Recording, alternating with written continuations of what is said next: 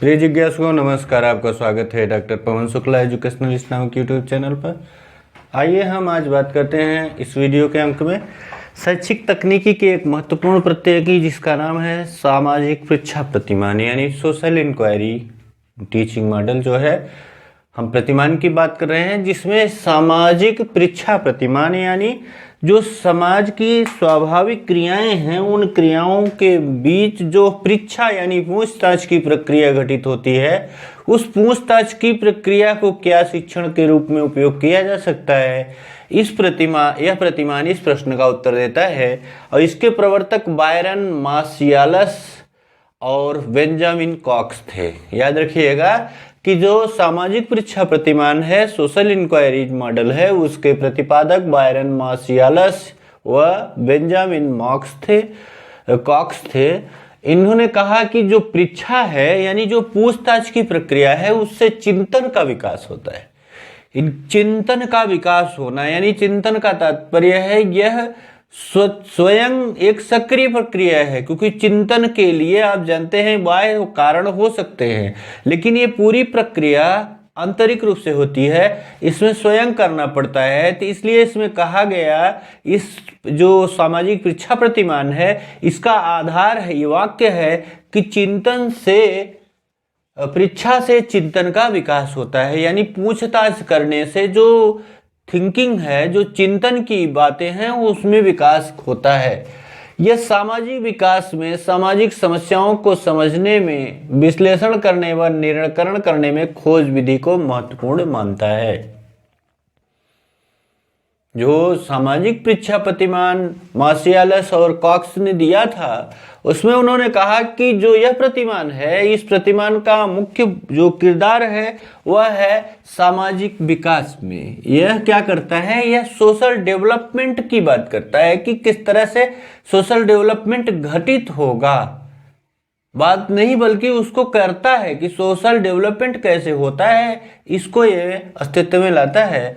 और दूसरा इसमें है कि सामाजिक समस्याओं को समझने में, जो सोशल प्रॉब्लम्स हैं, जो सामाजिक समस्याएं हैं, उनको समझने में, जब तक वो समझेगा नहीं तब तक उसको वो छोटा छोटा करके उसके विभिन्न भागों को विश्लेषित नहीं करेगा, यानी विश्लेषण नहीं करेगा। और जब तक वह विश्लेषण नहीं करेगा तब तक उस समस्या समाधान तक नहीं पहुंचेगा, उस समस्या समाधान की खोज नहीं करेगा। तो इसमें सोशल इंक्वायरी मॉडल में यह बात कही गई कि जो यह मॉडल है वह सोशल डेवलपमेंट में महत्वपूर्ण भूमिका निभाता है, जिसमें यह सोशल प्रॉब्लम, सामाजिक समस्याओं को समझने में, उनको विश्लेषित करने में, और विश्लेषित करने का मतलब आप समझ रहे हो, उसके जो समस्या है उसके विभिन्न पक्षों को छोटे छोटे भागों में करके समझने में, और विश्लेषित करने के बाद उसका निराकरण करने में। जो समस्या उसके समझ में आई है विद्यार्थी के, अधिगमकर्ता के, उसका वह सलूशन करेगा, उसको हल करेगा, तब जाके उस प्रक्रिया पूरी होगी। तो निराकरण तक यह बात करता है कि जो सोशल प्रॉब्लम आई, क्यों आई, कैसी है, केस कहाँ से है, उसके विभिन्न पक्षों का वो विश्लेषण करेगा और उसके बाद जो है उसकी खोज करेगा, किसकी, उसके समाधान की। इसके संदर्भ में ब्रूस और विल ने लिखा है, this model is design to teach students to explore social issues. अब ब्रूस जॉइस और विल का नाम आपने सुना होगा, इन्होंने एक पुस्तक लिखी है टीचिंग मॉडल की, उस पे इन्होंने लिखा है कि this model is design to teach. यह जो प्रतिमान है इस तरह से गठित किया गया है, इसकी व्यूह रचना इस तरह से बनाई गई है कि यह टू टीच, किसके लिए, शिक्षित करने के लिए, किसे, स्टूडेंट्स, विद्यार्थियों को शिक्षित करने के लिए बनाई गई है। किसके संदर्भ में, टू एक्सप्लोर सोशल इश्यूज। जो सामाजिक मुद्दे हैं, उन सामाजिक मुद्दों को एक्सप्लोज करने के लिए, उन्हें बाहर निकालने के लिए, जो पर्दे में पड़े हुए हैं उनको बाहर करने के लिए इसको बनाया गया है, डिजाइन किया गया है। And to develop a commitment, ये तो हो गया सोशल प्रॉब्लम्स को वो एक्सप्लोज कर दिया, उसके साथ है कि एंड टू डेवलपमेंट, एक कमिटमेंट, और एक ऐसी जो वचनबद्धता पैदा करता है टू सिविक इंप्रूवमेंट, जिससे कि नागरिकता का संवर्धन हो सके, जो नागरिक के गुण हैं उनका संवर्धन हो सके। It stops sort of social actions without it clearly hope to nurture such action। यह जो है सामाजिक क्रियाओं को रोक देता है। क्यों रोकता है? बल्कि यह कहता है अल्दो यद्यपि क्लियरली होप यह स्पष्ट रूप से आशा करता है टू नर्चर सच एक्शंस, उन क्रियाओं को पोषण करने की आशा करता है, उन क्रियाओं को जबरन होने नहीं देना चाहता, बल्कि वे क्रियाएं इस तरह से वो परिवेश तैयार करता है, उनको पोषित करता है, नर्चर करता है कि वे क्रियाएं स्वयं हों, इरेस्पेक्ट of the dignity of all people, जो सबका अपना डिग्निटी है, जो ऑल पीपुल सभी लोगों का जो अपना एक स्थान है, डिग्निटी है, वह उन सबका सम्मान करता है। And tolerance in dialogue and tolerance in dialogue, जो बातचीत है उसमें सौहार्दता की बात करता है, टॉलरेंस की बात करता है विथ डिफरिंग पीपुल, जो कि अलग अलग लोग हैं उन सब में वो एक सौहार्दता की बात करता है। Also seems to be nurtured in the environment of the model, यह इस मॉडल के इस प्रतिमान में ऐसा दिखाई देता है कि इन सब बातों का वह पोषण करता है। यानी कहने का मतलब इस तरह से इनको सोशल इंक्वायरी मॉडल को डेवलप किया गया कि जिससे कि एक स्वस्थ परिवेश बनता है और उसमें समस्याओं का एक स्वस्थ समाधान होता है।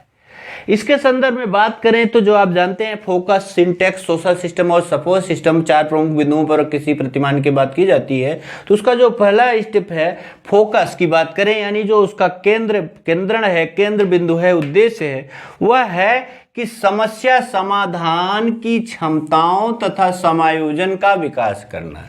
यहाँ एकमात्र उद्देश्य है कि जो समस्या समाधान कैसे होगा, अधिगमकर्ता जो समस्या पहचाना है उस समस्या का वह कैसे समाधान करेगा, उस समाधान के लिए किन किन क्षमताओं की जरूरत है, उन क्षमताओं का विकास करना होगा। और समस्या सिर्फ क्षमता से ही नहीं सॉल्व होगी बल्कि उसका हल उसके समायोजन से भी होगा। तो इसलिए इस प्रतिमान का प्रथम बिंदु जो केंद्रण है, फोकस है, वह है कि समस्या समाधान की जो क्षमताएं हैं और जो समायोजन का है आवश्यकता उसका विकास करना, क्योंकि यह ज्ञानात्मक पक्ष पर जोर देता है। इसलिए यहाँ पर समस्या समाधान की क्षमता और समायोजन के विकास की बात होती है। दूसरी बात करें सिंटेक्स की, जो सिंटेक्स यानी कैसे वो बना हुआ है, किस तरह से कार्य करेगा, इसकी संरचना क्या है। तो जो सोशल इंक्वायरी मॉडल है, सोशल इंक्वायरी मॉडल के 6 फेजेज हैं। कितने हैं? 6 फेजेज हैं, 6 फेज हैं। पहला फेज है कि इसमें समस्या खोजी जाती है, इसके 6 चरण हैं। जो संरचना है उस संरचना के 6 चरण हैं। उन 6 चरणों में पहला चरण है समस्या की खोज करना। सबसे पहला है कि समस्या की खोज और समस्या कथन व्याख्या। सबसे पहले तो आपके सामने कोई समस्या होनी चाहिए, तब तो आप कोई खोज करेंगे या फिर उसकी व्याख्या करेंगे। तो फर्स्ट स्टेप में जो प्रॉब्लम है, सोशल इंक्वायरी के माध्यम से उस प्रॉब्लम को खोजा जाता है और उसका स्टेटमेंट किया जाता है, समस्या का कथन किया जाता है। दूसरे में देखें तो जो समस्या समाधान संबंधी परिकल्पना का परिभाषीकरण व स्पष्टीकरण। जो समस्या का समाधान है उस समाधान के संदर्भ में क्या परिकल्पना है, यानी जो अधिगम करता है, जो विद्यार्थी है, उसने जिस समस्या को पहचाना है उस समस्या के हल के लिए वह अपनी कल्पना के चारों ओर से कौन सा समाधान लेकर के आ रहा है, वही उसकी परिकल्पना है। तो यानी दूसरे चरण में वो समस्या समाधान संबंधी परिकल्पना जो बनाता है उसका परिभाषीकरण करता है। यानी जिस परिकल्पना, यानी परिकल्पना का मतलब कि किसी समस्या का संभावित हल। तो जो संभावित हल है उस संभावित हल का वह परिभाषीकरण करता है कि उसमें कौन से शब्द किस अर्थ में लिए जा रहे हैं और उनका स्पष्टीकरण देता है। ये दूसरे चरण में होता है। तीसरे चरण में वो परिकल्पना के चरों का विश्लेषणीकरण करता है। जो तीसरा चरण है उसमें परिकल्पना के अंतर्गत जो भी चर प्रयुक्त हो रहे हैं उन चरों का विश्लेषणीकरण करता है, यानी उन चरों को छोटा छोटा करके समझता है। और चौथे चरण में वह परिकल्पना की जांच करता है। जो परिकल्पना बनाई गई है वह परिकल्पना सत्य है या असत्य है, उसकी जांच की जाती है। पांचवें चरण में परिकल्पना की पुष्टि के लिए तथ्यों और आंकड़ों का प्रदत्तों का संग्रह किया जाता है कि जैसे कोई परिकल्पना बनाई गई है कि उस परिकल्पना की पुष्टि यानी वह परिकल्पना सही है कि गलत है, उसके लिए जो विभिन्न तथ्य हैं उनका संग्रह किया जाता है। विभिन्न जो आंकड़े चाहिए उनका संग्रह किया जाता है।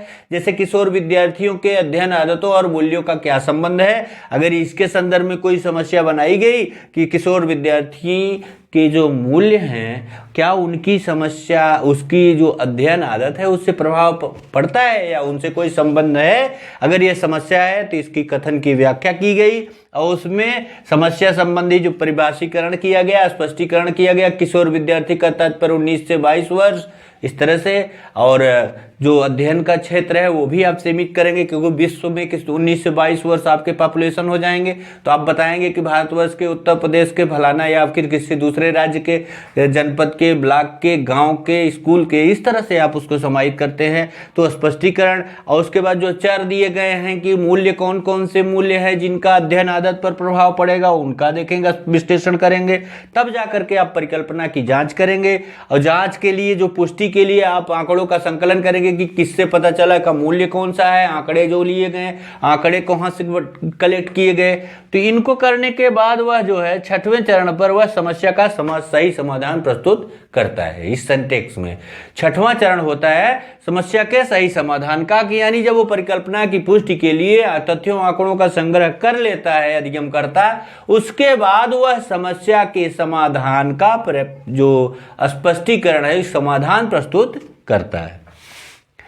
जो तीसरी बात होती है किसी प्रतिमान में मॉडल में वह होती है उसका सोशल सिस्टम यानी सपोर्ट सिस्टम, सोशल सिस्टम यानी सामाजिक प्रणाली, कैसे वो सामाजिक प्रणाली कार्य कर रही है। यहाँ पर आप देखें तो जो सोशल इंक्वायरी मॉडल है, सोशल इंक्वायरी मॉडल में शिक्षक क्या करता है, शिक्षक ऐसा परिवेश तैयार करता है कि जिससे विद्यार्थियों को समस्या समझ में आ जाए और विद्यार्थियों को समस्याओं के समाधान के लिए प्रेरित करता है। जब समस्या समाधान की बात आई तो वह स्पष्टीकरण करता है, परिभाषीकरण विद्यार्थी करता है तो उसमें भी वह सहायता करता है। और जो परिकल्पना बनाई गई है उनके चरों का परिभाषीकरण स्पष्टीकरण भी विद्यार्थी अध्यापक की सहायता से करता है। परिकल्पना की जांच भी वह उन्हीं के बताए मार्गों सहायता सुझाएगा मार्गों पर चल के करता है। परिकल्पना की पुष्टि के लिए किन किन तथ्यों की आवश्यकता होगी, किन किन आंकड़ों की आवश्यकता होगी, यह भी वह शिक्षक से समझता है और समाधान तक पहुंचता है। तो इसलिए इसमें इस जो सोशल सिस्टम इसका है इसमें शिक्षक अधिक सक्रिय होता है। जो सोशल इंक्वायरी टीचिंग मॉडल है इसमें शिक्षक अधिक सक्रिय होता है। क्यों अधिक सक्रिय होता है, हमने आपको अभी भी बताया इतने कार्य है। अधिक सक्रिय है, यह परामर्शदाता के रूप में काम करता है जिससे कि अधिगमकर्ता जो है स्वयं को समझने के लिए प्रोत्साहन देता है। यह अधिगमकर्ता को जो लर्नर है उसको सीखने स्वयं को समझने में शिक्षक सहायता देता है, जिससे वे सोपानों का अनुसरण करते हुए जो सिंटेक्स के जो 6 सोपान आपके देखे हैं उन सोपानों का अनुसरण करता है और समस्या का निर्धारण करता है, परिकल्पना का निर्माण करता है, समस्या समाधान हेतु खुली चर्चा कर सके।